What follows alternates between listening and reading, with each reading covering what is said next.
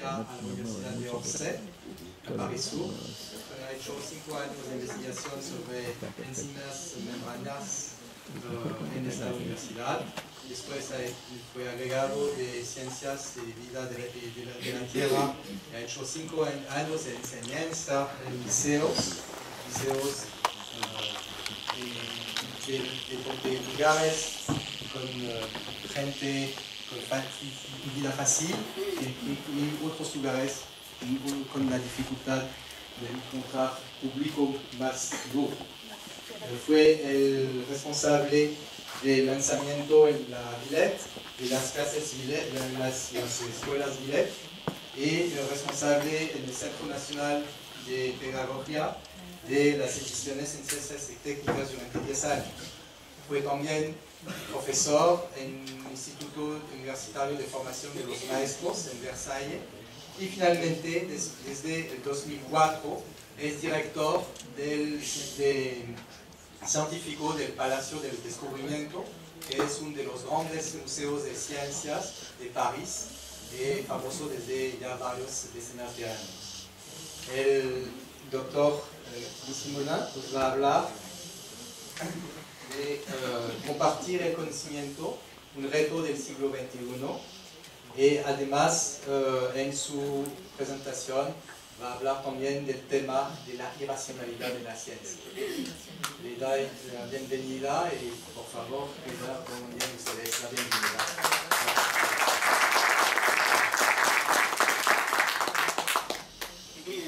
Merci Michel. Le Palais de la Découverte et la Cité des Sciences sont réunis depuis 2010 en une entité qui s'appelle Univers Sciences. Alors, vous voyez là le Palais de la Découverte, la Seine, les Champs-Élysées ici, le Grand Palais, et le Palais de la Découverte est ici. C'est un bâtiment extraordinaire qui date de 1900, de l'exposition universelle. Essayez d'imaginer Paris. La Tour Eiffel se trouve par ici. Tout un ensemble de bâtiments, une cinquantaine de bâtiments comme ça. 60 millions de visiteurs. Chaque visiteur descend une somme considérable, à peu près $1000. Donc vous voyez le budget, 60 milliards de dollars en 1900. Donc on n'imagine plus, même nos expositions universelles actuelles ne sont pas aussi rentables.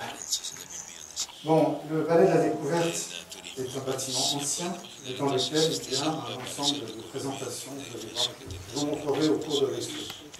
Et la Cité des Sciences est beaucoup plus récente, 1986. Proviene de la recuperación de edificios que fue de hecho un escándalo industrial en la época, pero que fue recalificado, recuperado para crear uno de los centros de ciencia más grandes de Europa, y acá está el geodesio. El plan de presentación va a ser, primero voy a hablarles sobre la irracionalidad en el conocimiento del poder. Eso quiere decir que desde hace algún tiempo se está dando un fenómeno interesante que es aprovechado por los medios de comunicación, y es una mezcla entre ciencia y creencia.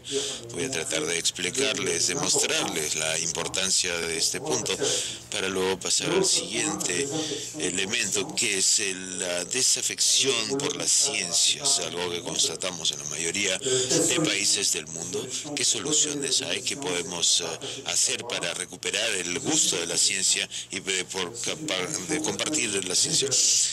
Tengo una traducción, que es una traducción automática de Google, así que pido disculpas de antemano porque quizás no sea justa una traducción adecuada, así que por favor presten atención a la traducción. En primera parte vamos a hablar de ciencia y creencia, de todo lo que es pseudociencia, el creacionismo que describe las desviaciones sectarias. Este diagrama que es conocido alrededor del mundo y que es considerado para lo que lo escribieron como un documento de ciencia y lo utilizan exactamente como principios. De hecho, se hizo una encuesta donde todo es falso. Entonces, el análisis científico detrás de este documento es falso y todo lo que hay detrás de ello lo es. Y tenemos esta imagen de la cientología, que es un concepto interesante de la actualidad, pero que también es más creencia que ciencia. Entonces, nuestra necesidad de descubrir y comprender el mundo se basa en tres preguntas comunes: el qué, el por qué y el cómo. El qué es la esencia de las cosas. Lamento el color negro porque no es muy bueno para leerlo en esta presentación. El qué, entonces, la esencia de las cosas, las preguntas sobre el objetivo, la finalidad. Son preguntas que no pueden responder la ciencia. ¿Por qué? Es la causalidad. El por qué es la causalidad, que es lo que lo ocurre, y el cómo son las modalidades, cómo ocurre, cómo se da, cómo sucede. Durante milenios el hombre se contentó de explicar las cosas con los mitos para responder a estas tres preguntas. Lo que ha cambiado, sin embargo, es que, por ejemplo, al principio los relámpagos eran dioses, luego el poder de la pólvora era un dios, el dios de la pólvora. Pero hay una divergencia importante acerca de las respuestas y es basada en las culturas, que es lo que da la riqueza a esta respuesta. Pero desde la antigüedad y sobre todo desde el Renacimiento, los avances científicos han empezado a responder la tercera pregunta, y es el cómo. Y aquí estos avances científicos convergen hacia los resultados, que apuntan, hacia un conocimiento establecido por la ciencia. Si simplificamos las cosas, todas estas preguntas acerca del mundo son el origen de muchas historias mitológicas, una gran riqueza que permite a las emociones y a las imaginaciones dar respuesta, pero también nos permiten plantear diferentes hipótesis que pueden ser ahora verificadas más o menos científicamente, experimentalmente, pero que a la vez también convergen en el conocimiento. Son conocimientos que están al origen de los objetos, como las creencias estuvieron al principio como divergencia de los objetos. Entonces, en un principio no hay razón para condenar las creencias, por el contrario, es lo que enriquece el conjunto. Entonces, la cultura y la ciencia no son opuestos, se enriquecen mutuamente. Un ejemplo, la astrología. La astrología está en la base de la astronomía, la alquimia es la base de la química, los médicos chinos, la acupuntura, son la base de las medicinas blandas, las medicinas alternativas, pero ahora sabemos que la astronomía actual refuta completamente las interpretaciones astrológicas y sus predicciones. La química niega las tesis alquímicas y la biología rechaza las teorías creacionistas. Entonces, es importante evitar amalgamar la ciencia y la creencia. Ambas son importantes, pero hay que delimitar sus campos. Se pueden enriquecer mutuamente, pero demasiado frecuentemente las creencias se convierten o se visten de ciencia. Sí, se visten de ciencia, y esto puede conllevar a abusos de confianza y sobre todo la pérdida de la objetividad. Por ejemplo, si pensamos en las predicciones astrológicas que se visten de ciencia, hay que tener miedo. Entonces, la constatación, la verificación. Estamos en el punto 2. Entre las personas encuestadas que piensan, que creen en Dios, milagros, los brujos, la astrología o el creacionismo, ven acá dos encuestas, una en Estados Unidos, la otra en Francia, 2008 y 2003 respectivamente. Ven ustedes que las cifras son importantes. En los milagros, en las brujas, en la astrología y en el creacionismo. Entre paréntesis, las mujeres, 43% creen en el creacionismo, mientras que entre hombres es 29%, perdón. Otras verificaciones, cuando se hacen investigaciones o cuando se busca en Google el número de respuestas en millones de páginas, si tomamos astronomía en castellano, ¿ven estas cifras? En francés hay una proporción similar. En árabe las cifras son muy diferentes, en chino y en inglés. He comparado estas 5 búsquedas, 5 idiomas de búsqueda, y como pueden ver, entre astronomía y astrología tenemos 3 veces más, 2 veces más aquí de astronomía que astrología. En francés la relación es bastante más cerca al 50, al doble, pero en árabe hay mucha más astrología que astronomía, y en los chinos aún mayor la proporción a favor de astrología. En inglés la proporción es parecida a la del francés, pero lo que vemos en este ejemplo, la relación más interesante sobre la que hay menos astrología es las búsquedas en español. Pero cuando buscamos la palabra horóscopo, pueden ver ustedes que los resultados son enormes. Hay que tener muchísimo cuidado. Esto no es una investigación científica, eso fue solamente una verificación práctica. En numerología, pueden ver ustedes que los chinos son muy adeptos a la numerología, a los horóscopos y a la astrología, mucho menos al tarot, algo, pero en cambio los españoles adoran el tarot. No sé si es verdad. Estos son resultados de búsquedas de Google, por si acaso. Número de páginas encontradas a partir de una búsqueda.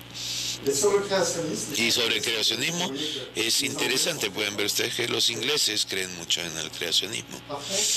Por el contrario, en Francia mucho menos. Esto se explica porque en Francia hay un comité, hay una verdadera lucha contra las sectas y pseudociencias. Hay una oficina de parlamento que se ocupa de la lucha contra las sectas, pero que de hecho enfrenta dificultades porque las sectas están poniendo contra la pared a una oficina parlamentaria. Una pequeña historia, porque es interesante.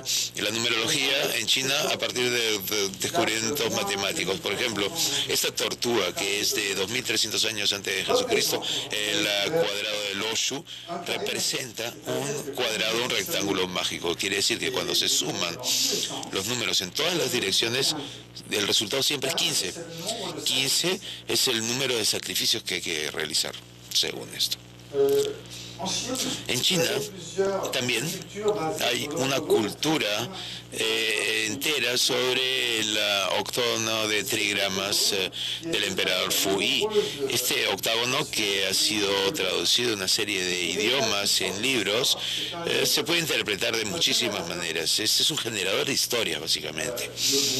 Por otro lado, tenemos una interpretación, la madera, la tierra, el fuego, el verano, el invierno, todos estos elementos, todas estas indicaciones, cuando hacemos juegos de cifras, de números, pueden cruzarse y pueden ayudar a crear historias y definiciones. Los chinos creen mucho, no en astrología, pero sí en predicciones a partir de este tipo de generadores de historias. Por supuesto, esto no tiene nada de científico, pero lo que es interesante es que estas historias son un poco como los placebos, que en medicina pueden dar resultados sumamente interesantes. Entonces, podrán comprender que acá no estamos para criticar las ciencias o las pseudociencias, pero para delimitar los campos campos. ¿Es científico? No es científico.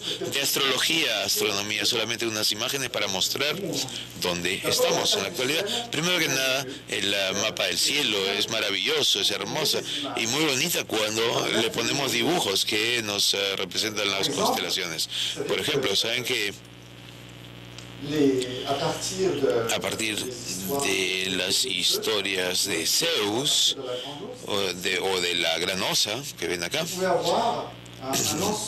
se pueden realizar una serie de correlaciones. Por ejemplo, los gemelos están acá, después está Tauro, cuando subimos está la estrella polar.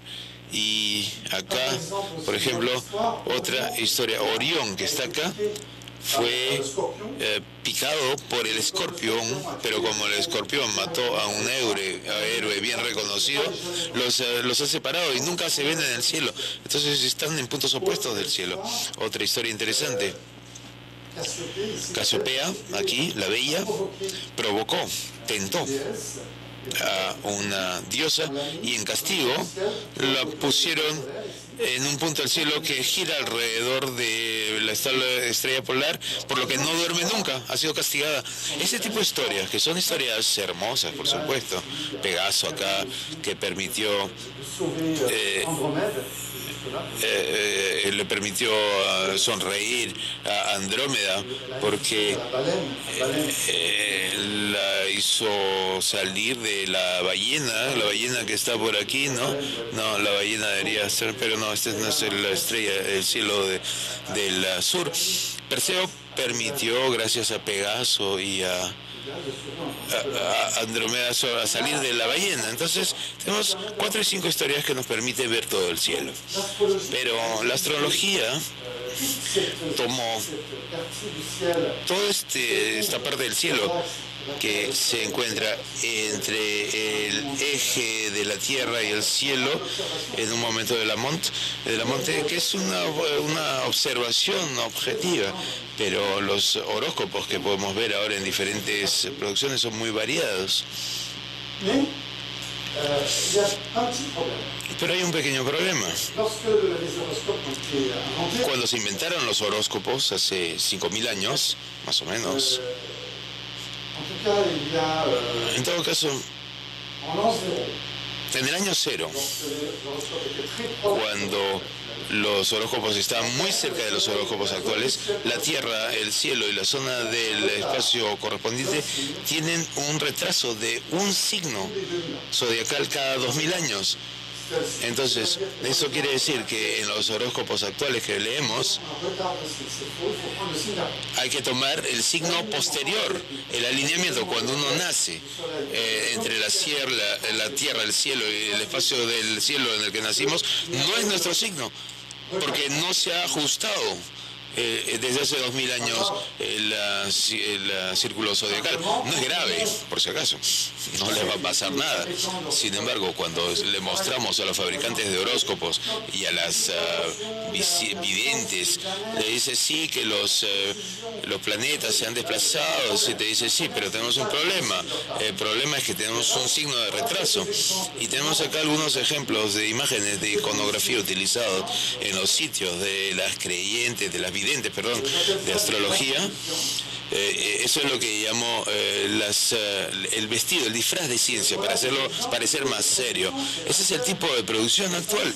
Y esto es, hay software que les permite hacer esto y que les permite ver exactamente cuál es el planeta que estuvo en el campo en el minuto de su nacimiento, entre la Tierra, el cielo y la zona del espacio. Otros peligros, mucho más importante para mí, son las formaciones profesionales y el reclutamiento que regularmente utilizan para ciencias. En Francia, el alcalde de una gran ciudad, Issy de Molino, al lado de París, que políticamente es muy importante, André Saint-Yves, utiliza las oficinas en sus oficinas de reclutamiento, grafología y astrología para reclutar al personal, y hace anuncios publicitarios en las radios locales. Entonces no es gratuito, no es Es peligroso. Ejemplo de paraciencias en las medicinas. Es cierto, cuando uno tiene una enfermedad incurable, un cáncer, intenta todo, y está bien. No hay por qué no probar las alternativas. Entre ellas hay algunas que son muy eficaces. Pero también hay una serie de medicinas, como la reflejología, en las que cada pedazo de la oreja, del ojo, de la nariz, o del pie, del dedo, corresponde a un órgano del cuerpo. Es un poco el principio de los meridianos de la acupuntura china. Todas estas medicinas frecuentemente son objeto de un comercio muy importante, siempre bajo pretensiones científicas muy fuertes.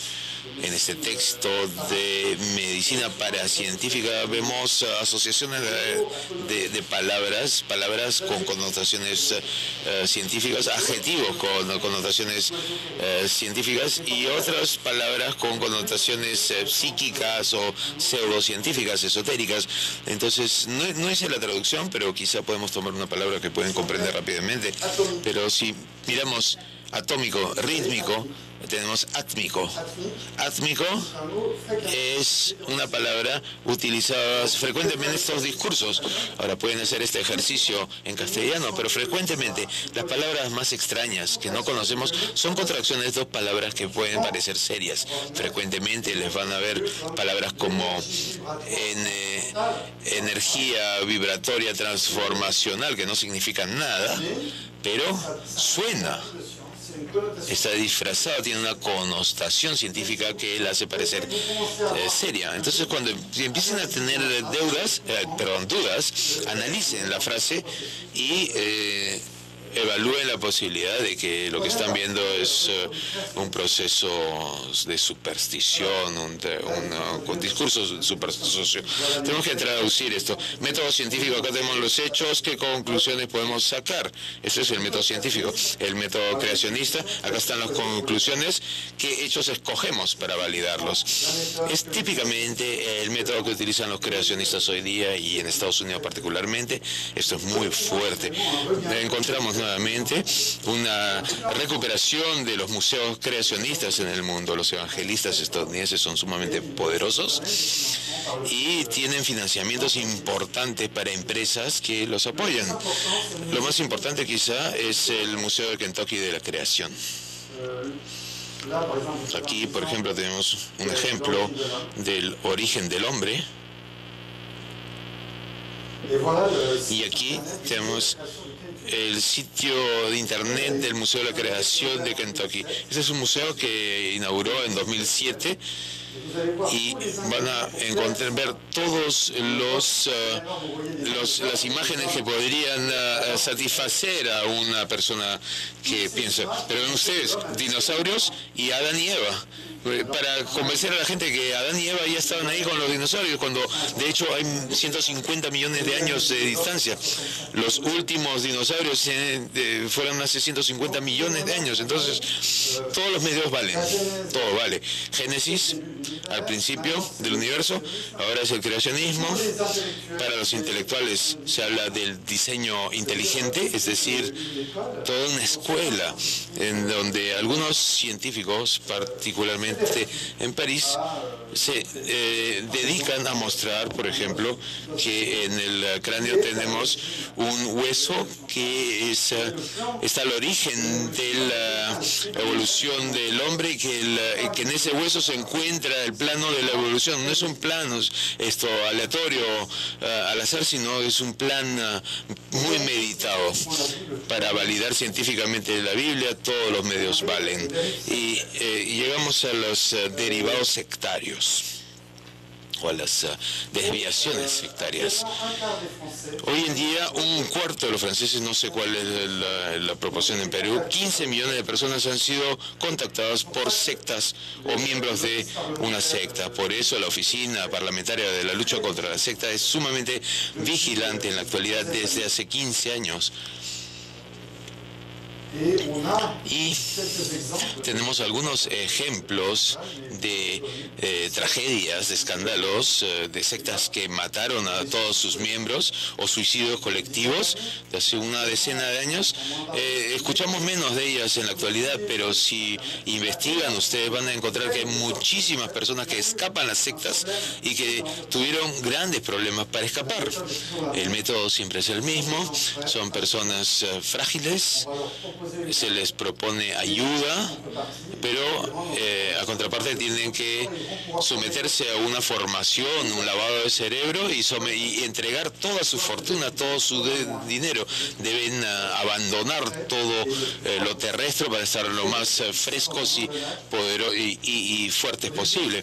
Al principio es ayuda psicológica, pero básicamente es un lavado cerebral y es sumamente peligroso, especialmente entre personas psicológicamente débiles. La cientología ha sido desenmascarada. Hay adeptos célebres, ¿conocen ustedes a Tom Cruise? A John Travolta, Julia Johnson. Tom Cruise, ustedes saben, es un adepto de la cientología y hace grandes campañas a favor de la cientología, que es una secta nada más. Rolf Hubbard falleció, pero dejó una serie de libros que son bestsellers mundiales. Ha vendido millones y millones de ejemplares. La Dianética es la palabra creada por él.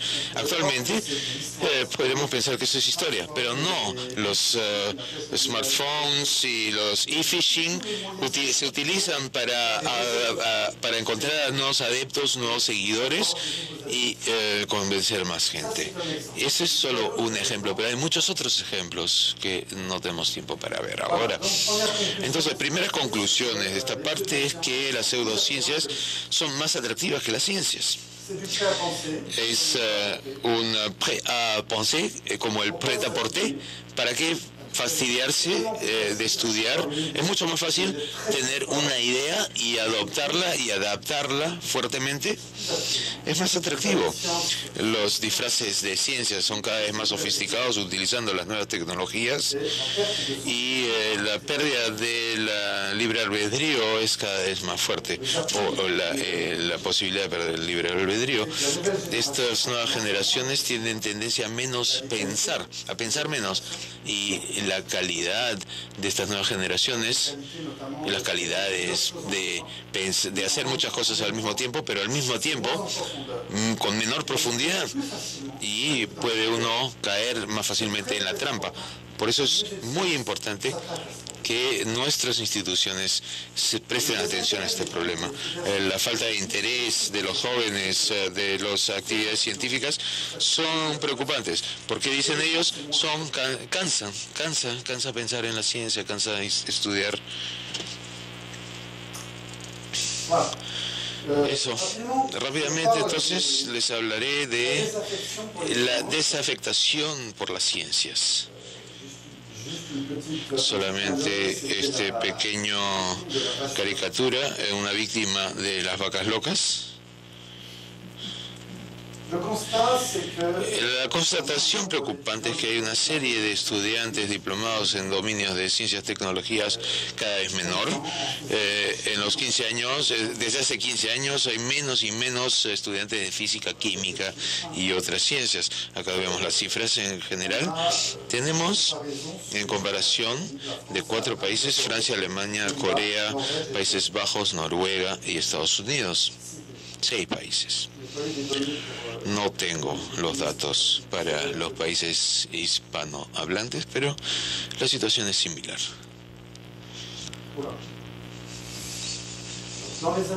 Entonces, en los próximos años va a haber déficits, dificultades para reclutar cuadros de personal técnico. Esto es importante.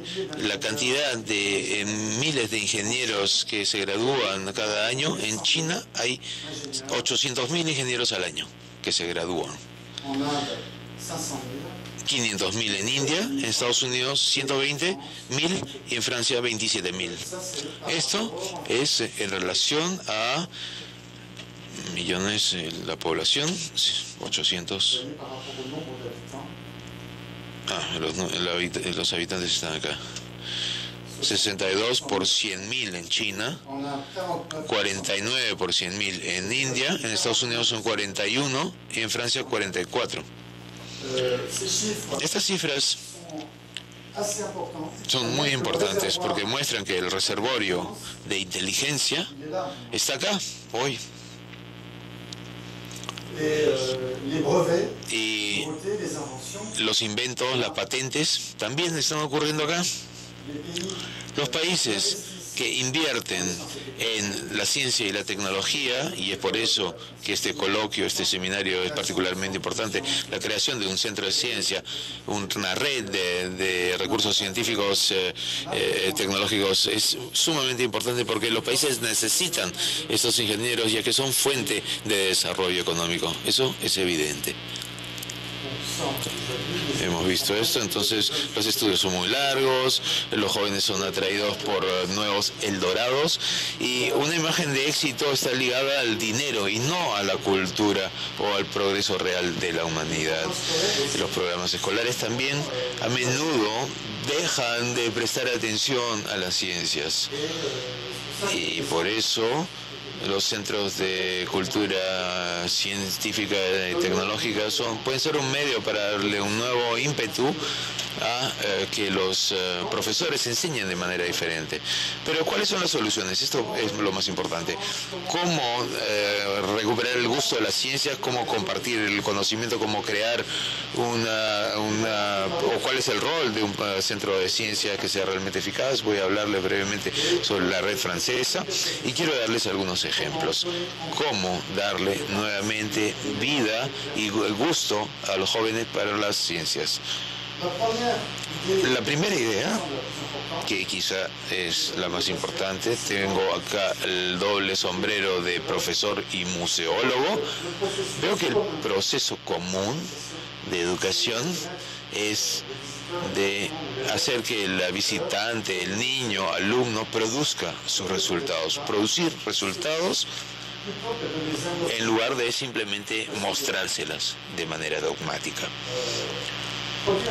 Producir resultados y ya observados. Por ejemplo, acá tenemos un corcho flotando, una ola, y ¿qué hace el corcho si movemos el agua? Decimos la onda va a empujar el agua. No, el corcho sube y baja.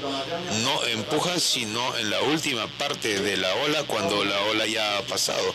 Pero en alta mar, básicamente, las olas suben y bajan. El movimiento es arriba abajo, que se comunica como el sonido, como las ondas que llegan a nuestros oídos. Hay dos partes entonces. En las grandes ciencias hay dos campos importantes: la visita libre y la visita con un visitante o mediador, con un guía o mediador, perdón. Los dos son importantes. En la visita libre,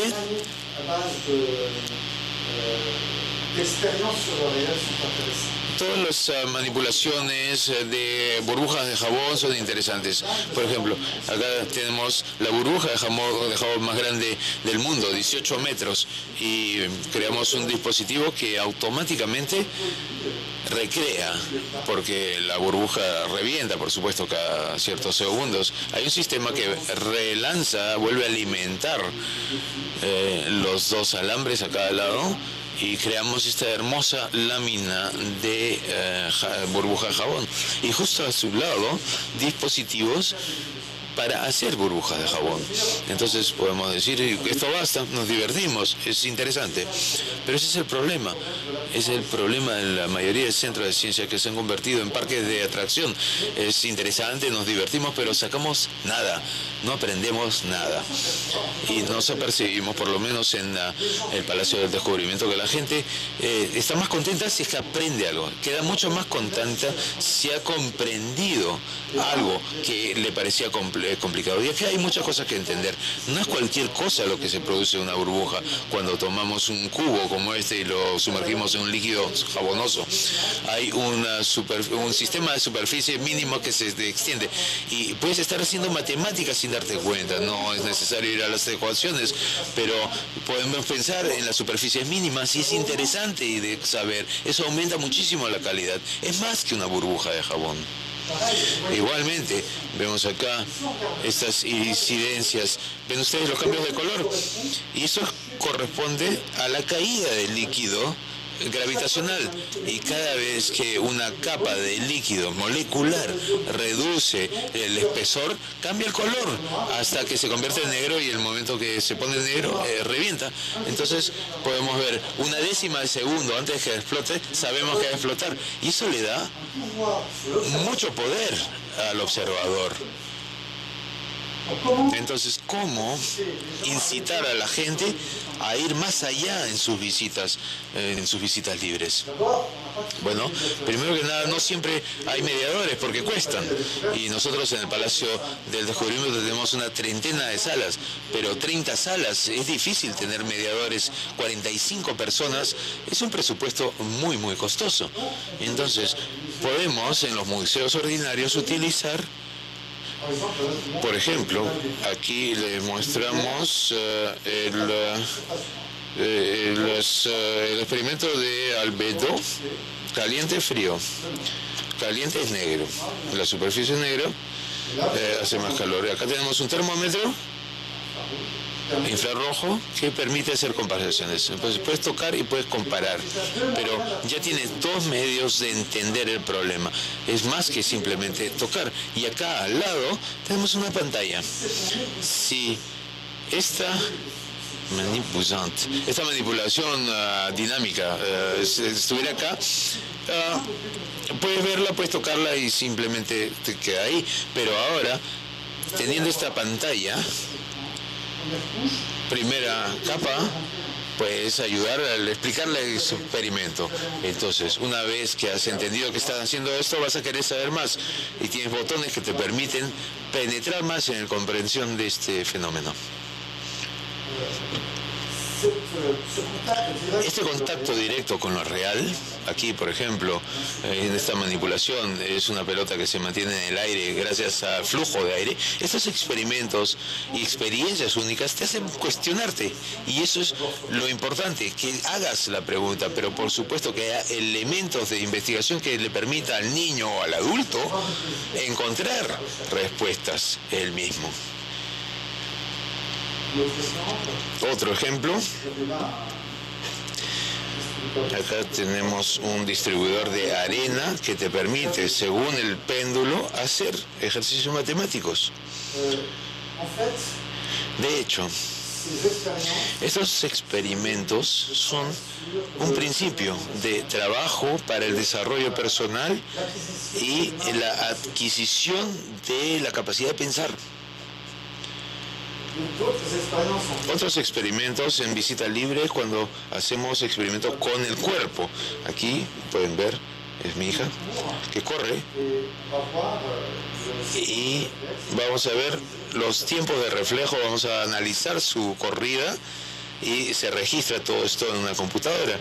Entonces, el hecho de hacer pruebas con los cuerpos de uno mismo, con el cuerpo propio, hacer pruebas con la capacidad motriz, sensitiva, memoria, incentiva al niño o al joven o al adulto, porque uno adquiere conciencia de sus capacidades. Entonces se pregunta uno más cosas. Acá es acerca de los reflejos, la velocidad de reflejo, apretar el botón que se enciende, y se hace un análisis de la velocidad. Y por supuesto esto es divertido, te permite comparar antes o después de haber tomado un vaso de vino, por ejemplo. Es muy fácil. Hay que tener la botellita en el bolsillo, ciertamente, pero es chistoso. Y ahora la visita con animador, esa es la que yo prefiero y que a mi parecer, bueno, hacen falta las dos. Con animador creamos momentos aún más impactantes, momentos geniales que van a ser memorables y ciertamente van a llevar a crear vocación, a suscitar vocación. Aquí tenemos el ejemplo de la jaula de Faraday y tenemos 400.000 voltios que te permiten ver estos relámpagos de 40 centímetros con ruidos impresionantes. La gran dificultad, esta puesta en escena que hace el mediador con los jóvenes, diciéndole, cuidado, van a poner la mano, la cobaya, la conejillo de India, dicen, no, tengo miedo, pon la mano con la que no escribes, le dice, así el impacto puede ser menor. No me atrevo. Entonces ponla lejos y yo voy a poner acá la regla, la reglita es puesta a 1 metro, y lo va acercando y repentinamente la acerca. Ella, por supuesto, no siente nada. Cuando habla de sus impresiones, en la sala se instala realmente el miedo entre los chicos, y ciertamente las amigas, toda la clase tiembla por su amiga conejilla de India. Este es un ejemplo. Hay otros que son mucho más impresionantes, pero menos fotogénicos. Esta aventura, esta pasión del mediador, como la puedes ver a ella, es una mediadora del palacio, hace reír a los chicos espontáneos de domingo, hablándoles de Einstein y de un experimento que ella va a mostrar sobre ondas y corpúsculos. Es un poco una locura hacer que los jóvenes se rían por los conocimientos o por los descubrimientos de Einstein, pero esto realmente es atractivo. Y es tan interesante que la gente no quiere irse al final del día, pero a veces es necesario utilizar dispositivos extraordinarios. Y este es un experimento muy interesante. Es una luz, una bécher, y aire líquido. Se vacía el aire líquido en el agua. Esto causa una nube, y como esto, una serie de experimentos de física y química que son muy interesantes. Este es el dispositivo de una de las 25 salas, 30 salas del palacio, el mediador con su mandil porque está haciendo química, el público de todas las edades, y tenemos este dispositivo, esta escenificación que es bastante escolar, pero cuando les preguntamos al público, la gente me decía, si hubieran hecho esto cuando yo estuve en el colegio, me hubiera encantado la ciencia. Es el tipo de respuesta. Entonces, todas estas situaciones nos ayudan a incentivar a las personas a interesarse por las ciencias, y todas proceden del mismo principio: es observar, manipular, razonar, transmitir la pasión y, sobre todo, utilizar la inteligencia de los visitantes. Otro ejemplo, un láser que nos permite cortar latas, algunas latas pero no otras. Esta la lograron cortar y la otra no. Una es de aluminio, la otra es de acero. Algunas tienen pintura que refleja el láser, otra la absorbe, y eso basta para que unas puedan ser cortadas y otras no.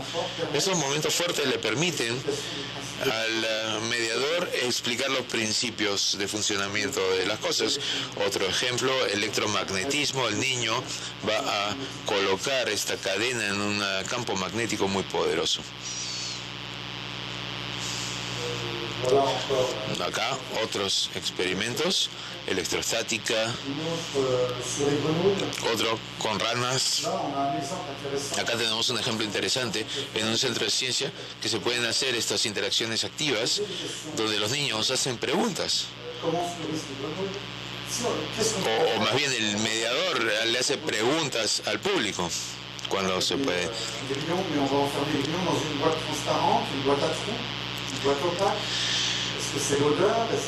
Entonces, cuando ponemos una rana en una caja, ¿cómo se entera de que hay un alimento? Es el ruido, es el olor, es el movimiento.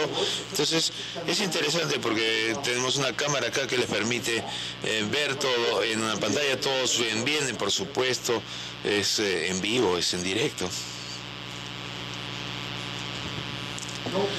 Entonces el Museo de la Ciencia es un lugar de bienvenida, de proyectos locales también.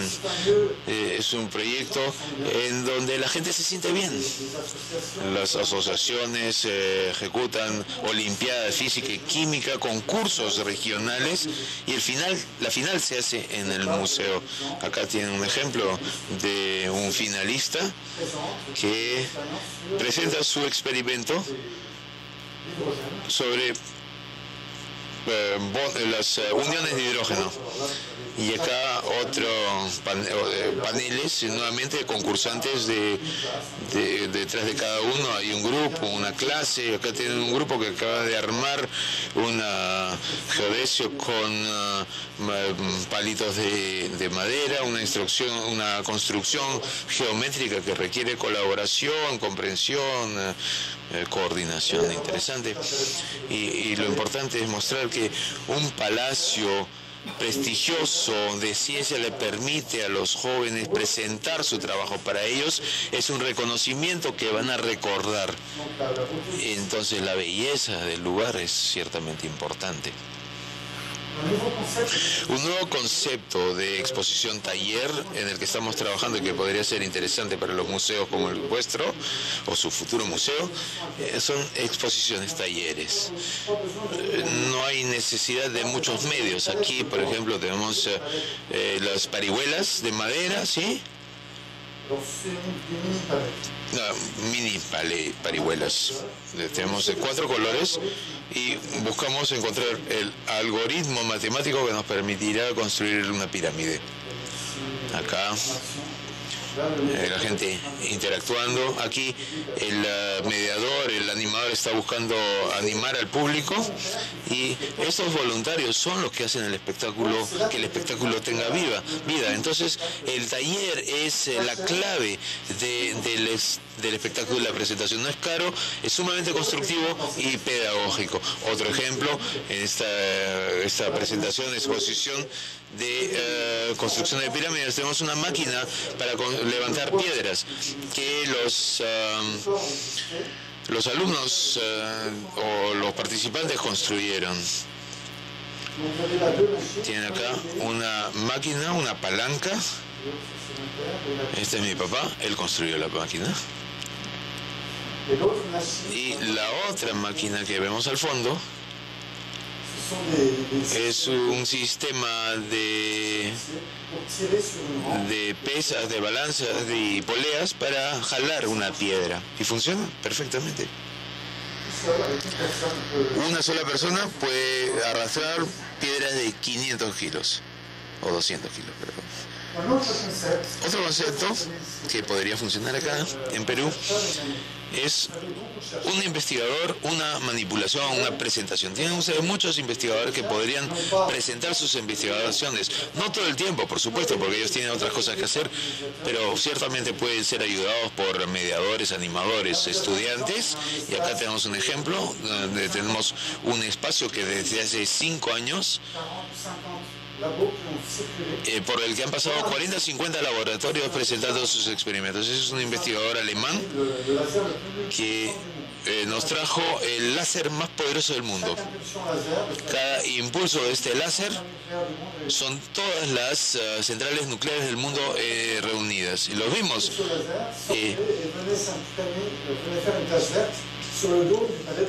Y este láser se disparaba y hacía una marca en los paneles, no sé, pero cuidado, sumamente peligroso esto. Este láser te puede volar la mano. Y este investigador consiguió un pequeño dispositivo que no se ve bien, que te permite explicar este láser. Un dispositivo con unas placas de metal, con el mediador,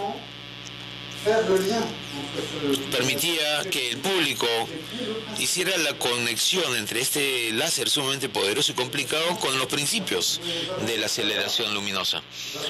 La chica que vimos antes está presentando una cámara de fotones y que le permite identificar fotones individualmente.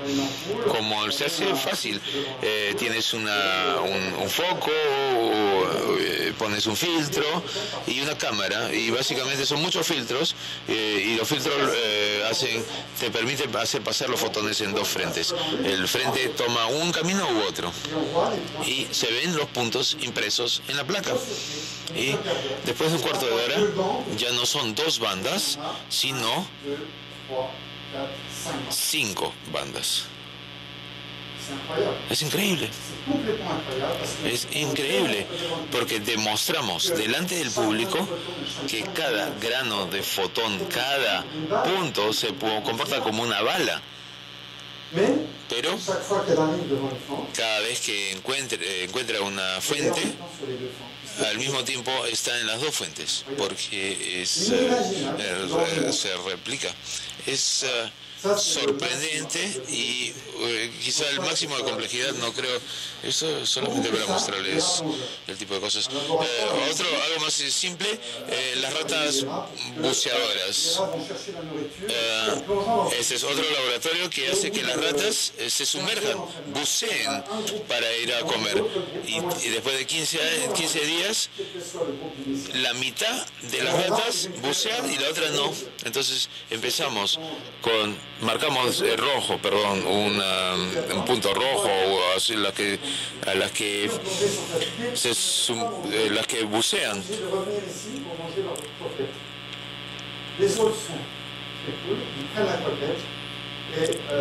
Entonces, una de las ratas bucea, o la mitad de las ratas van buceando a buscar la comida y regresan, porque acá no pueden comer porque tienen que estar nadando. Entonces, cuando regresan, las otras se comen la comida y la que bucea tiene que volver a hacerlo. Y después de unos días, las ratas que bucean y que consiguen la comida son más flacas que las otras que no bucean.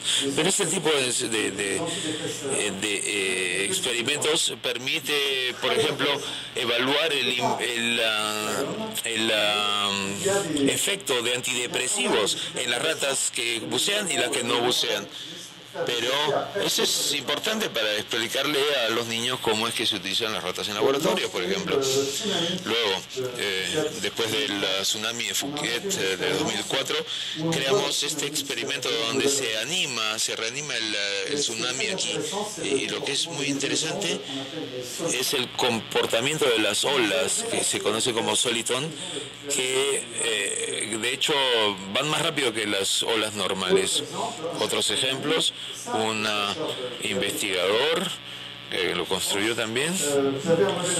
Tenemos un modelo que simula el comportamiento de las napas freáticas, y cuando se inyecta un contaminante acá, el líquido verde, el movimiento del agua general del dispositivo es muy similar al movimiento del suelo.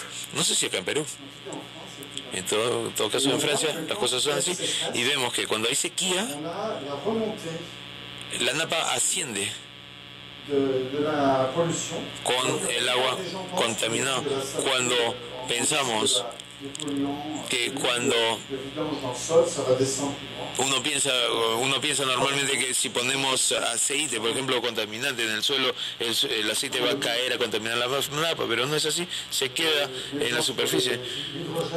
Ejemplo de hidrógenos y pilas de combustible, investigador de células de colorante para fotovoltaísmo. Y así, al final,